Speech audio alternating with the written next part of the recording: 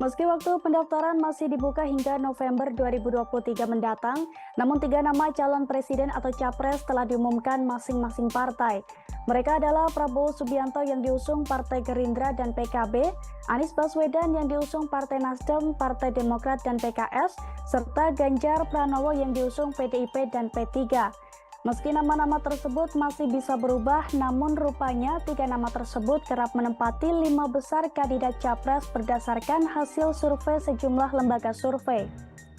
Dirangkum dari tribunnews.com, berikut hasil 7 lembaga survei hingga Minggu 30 April 2023 hari ini.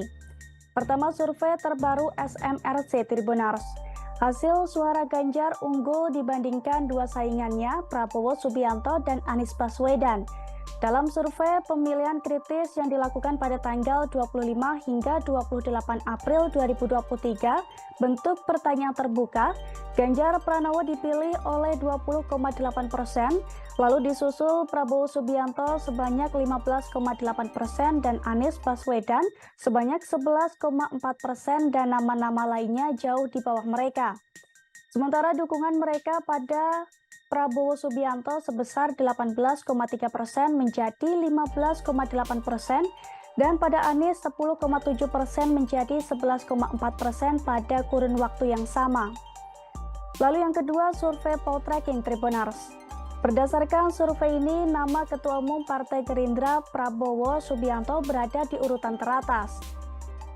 Dalam simulasi 20 nama, Prabowo Subianto memperoleh presentase 28,8%, diikuti Ganjar Pranowo dengan 27,5% dan Anies Baswedan dengan 19,3%.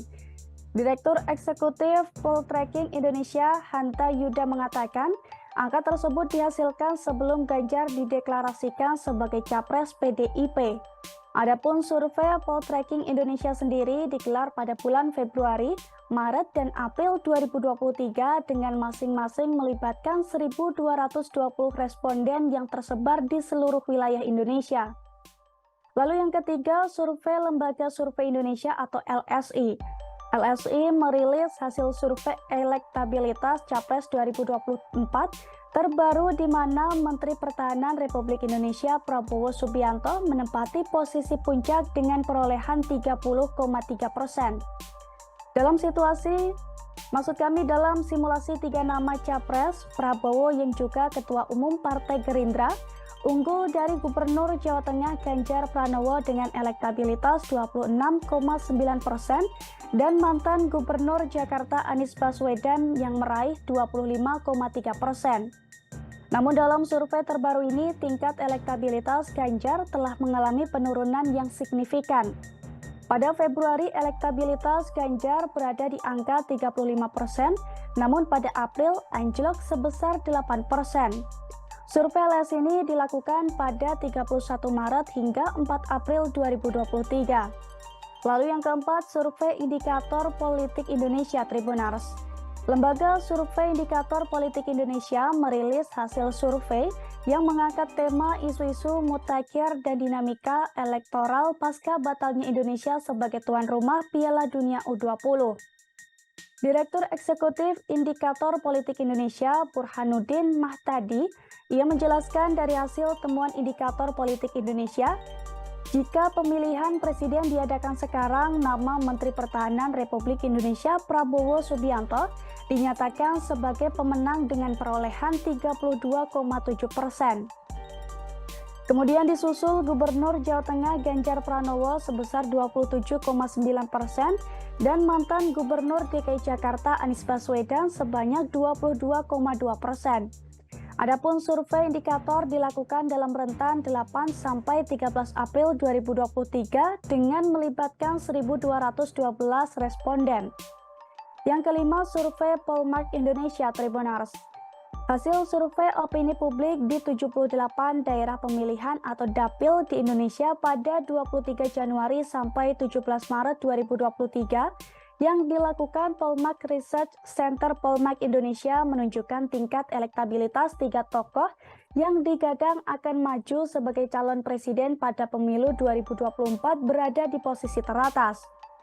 Ketiga tokoh tersebut yakni Ganjar Pranowo, Prabowo Subianto, dan juga Anies Baswedan. Founder dan CEO Pokmart Indonesia EF Saifullah Fatah mengatakan, jika Ganjar Pranowo berada di posisi puncak disusul Prabowo serta Anies. Yang keenam, survei MIPOS Tribunars. Lembaga Survei Merdeka Institute for Public Opinion Survey atau MIPOS merilis hasil riset terbaru mereka tentang kecenderungan perilaku memilih pasca polemik batalnya Piala Dunia U20 di Indonesia.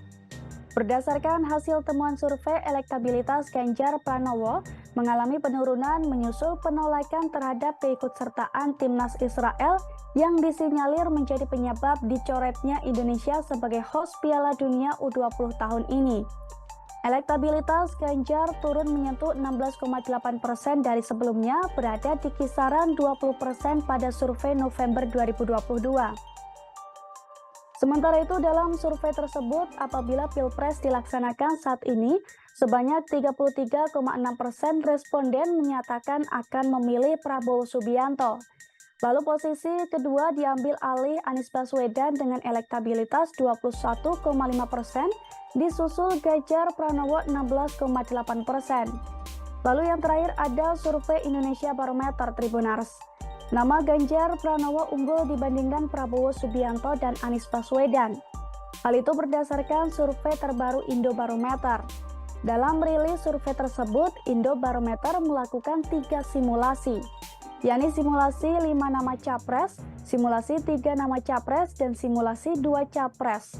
Pada simulasi 5 nama calon presiden, nama Ganjar Pranowo mengungguli Prabowo Subianto, Anies Baswedan, Puan Maharani, dan juga Erlangga Hartarto.